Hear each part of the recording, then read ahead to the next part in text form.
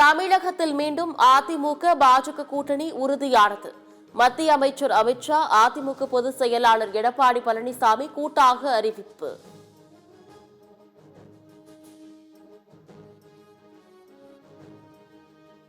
தேசிய ஜனநாயக கூட்டணியில் அதிமுக இணைந்ததற்கு பிரதமர் மோடி மகிழ்ச்சி. ஊழல் திமுகவை தேசிய ஜனநாயக கூட்டணி வேரோடு அகற்றும் என மோடி பதிவு. புதிய சகாப்தத்திற்கு அடித்தளம் அமைக்க பாஜகவுடன் கூட்டணி அமைத்துள்ளதாக இபிஎஸ் விளக்கம். தமிழ்நாட்டின் வளர்ச்சிக்கு இடையூறாக இருக்கும் திமுக ஆட்சி அகற்றப்படும் என இபிஎஸ் நம்பிக்கை.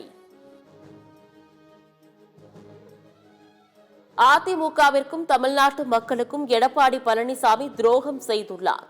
அண்ணா ஜெயலலிதாவை இழிவுபடுத்தியவருக்கு இபிஎஸ் விருந்தளிப்பதாக கனிமொழி விமர்சனம்.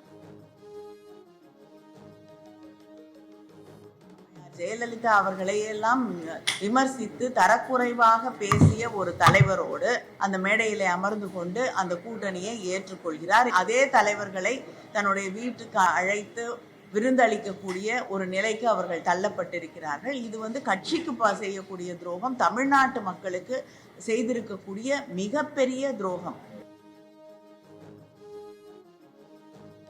தமிழ்நாட்டில் திமுக ஆட்சியில் 39,000 கோடி அளவிற்கு ஊழல் நடைபெற்றுள்ளதாக அமித்ஷா பரபரப்பு குற்றச்சாட்டு.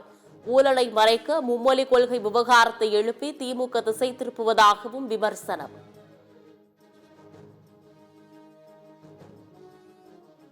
தமிழக பாஜக தலைவராக நயினார் நாகேந்திரன் போட்டியின்றி தேர்வு. சென்னை வானகரத்தில் நடைபெறும் விழாவில் இன்று அதிகாரப்பூர்வ அறிவிப்பு. சேலம், திருவாரூர், நாமக்கல், கரூர் உள்ளிட்ட பல மாவட்டங்களில் பரவலாக கனமழை.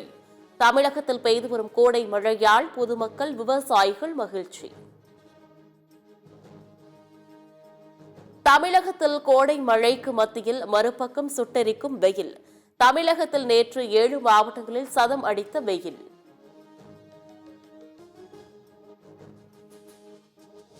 திடீர் வானிலை மாற்றத்தால் டெல்லி, உத்தரப்பிரதேசம், ஹரியானா மாநிலங்களில் பலத்த சூறை காற்று.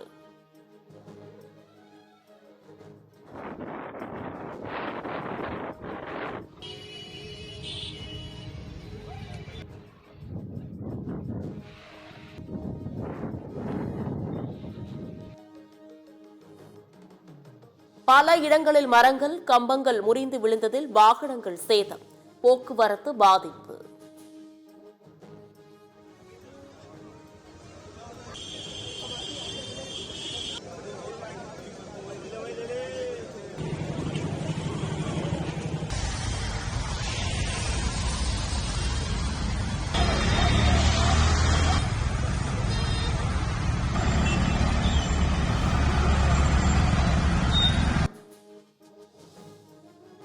மின்னணு வாக்குப்பதிவு இயந்திரங்களை ஹேக் செய்ய முடியாது என தேர்தல் ஆணையம் மீண்டும் திட்டவட்டம். மின்னணு வாக்குப்பதிவு இயந்திரங்களை இன்டர்நெட்டுடன் இணைக்க முடியாது என விளக்கம். விமானப்படையின் சுகோய் 30 போர் விமானத்திலிருந்து வீசப்பட்ட வெடிகுண்டு. உள்நாட்டிலேயே தயாரிக்கப்பட்ட கௌரவ் வெடிகுண்டு சோதனை வெற்றி பெற்றதாக அறிவிப்பு. மேற்கு வங்கத்தில் வக்பு சட்டத்திற்கு எதிரான போராட்டத்தில் மீண்டும் வன்முறை. வாகனங்கள் எரிக்கப்பட்டு போலீசார் மீது கற்கள் வீசி தாக்குதல் நடத்தப்பட்டதால் பதற்றம்.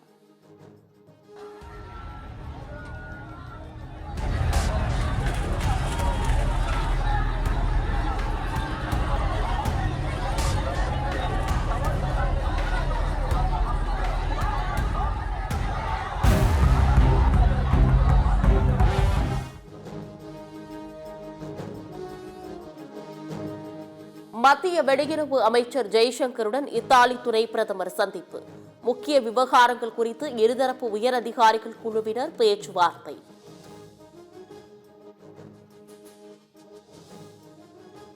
தட்கல் ரயில் டிக்கெட் முன்பதிவு நேரத்தில் மாற்றம் செய்யப்பட்டுள்ளதாக பரவிய தகவல். முன்பதிவு நேரத்தில் எந்த மாற்றமும் செய்யவில்லை என ஐஆர்சிடிசி விளக்கம்.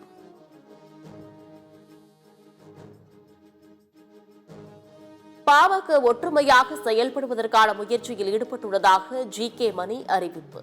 முக்கிய நிர்வாகிகளை ராமதாஸ் சந்திக்க மறுப்பதால் சமரச பேச்சுவார்த்தையில் பின்னடைவு என தகவல். அமெரிக்க துணை அதிபர் ஜேடி வான்ஸ் வரும் 21ஆம் தேதி இந்தியா வருகை. வர்த்தக போருக்கு மத்தியில் ஜேடி வான்ஸ் இந்தியா வருவதால் பெரும் எதிர்பார்ப்பு.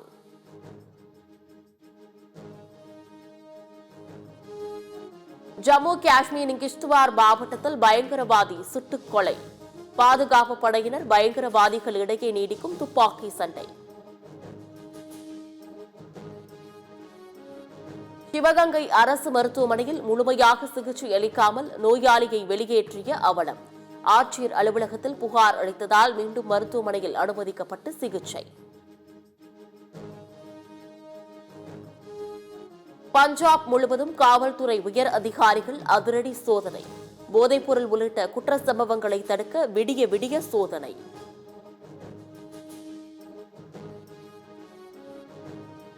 அலகாபாத்தில் சட்டை பட்டன் போடாமல் நீதிமன்றத்தில் ஆஜரான வழக்கறிஞருக்கு 6 மாதம் சிறை தண்டனை.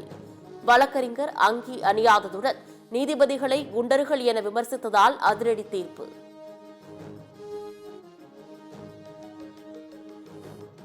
வக்ஃபு சட்டத்திற்கு எதிராக தமிழகத்தின் பல்வேறு பகுதிகளில் இஸ்லாமியர்கள் போராட்டம்.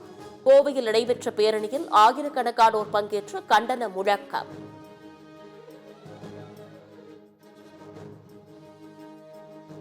பத்ம விருதுகளுக்கான விண்ணப்பங்கள் பரிந்துரைகளை வழங்கலாம் என மத்திய அரசு அறிவிப்பு. ஜூலை 31ஆம் தேதிக்குள் பரிந்துரைக்க மத்திய உள்துறை அமைச்சகம் அறிவுறுத்தல். தூர்வாரும் பணிகள் துவங்காத நிலையில் ஜூன் 12ஆம் தேதி மேட்டூர் அணை திறப்பது கவலை அளிக்கிறது. PR பாண்டியன் மன்னார்குடியில் பேட்டி. இந்த ஆண்டு காலத்திலேயே தூர்வாரும் பணிகளுக்கான நிதி ஒதுக்கீடு செய்யப்பட்டதாக அறிவிக்கப்பட்டது. ஆனால் இதுவரையிலும் தூர்வாரும் பணி டெல்டாவில் எந்த ஒரு இடத்திலும் துவங்கப்படவில்லை. அமெரிக்க பொருட்கள் மீதான வரியை 125% உயர்த்திய சீனா. அமெரிக்கா சீனா இடையேயான வர்த்தக போர் நாளுக்கு நாள் தீவிரம்.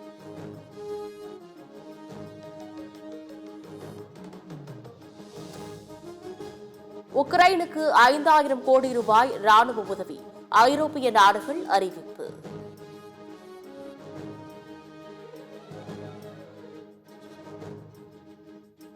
சென்னை அணிக்கு எதிரான IPL போட்டியில் கொல்கத்தா அணி அபார வெற்றி. சென்னை சூப்பர் கிங்ஸ் அணி முதல் முறையாக தொடர்ந்து 5 போட்டிகளில் தோல்வி.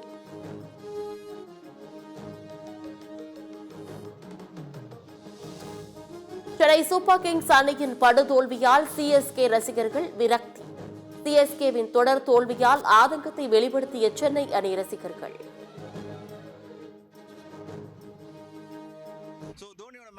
அட்லீஸ்ட் தோனி வந்து போன மேட்ச் அடிச்சாரு, அந்த ஒரு எங்களுக்கு குடும்பம் கூட இந்த மேட்ச்ல கிடைக்கல. என்னைக்குமே இவ்வளோ கேவலமா ஆடினதே இல்லை. சரி, டோனிக்காக தான் நம்ம வந்து இந்த மேட்சுக்காக வந்தோம். டெஸ்ட் மேட்ச் ஆடுற மாதிரி ஆடுறோம். 100 கூட அடிப்பாங்களானே தெரியல ப்ரோ, அவ்வளோ கேவலமா ஆடினாங்க. ரொம்ப மோசம். ரொம்ப எக்ஸ்பெக்டேஷனோட வந்தோம். இத மாதிரி தலை இஸ் பேக் அப்படின்னு சொல்லிட்டு பேனர்லாம் போட்டு ஆமா. So very much disappointed. Yeah.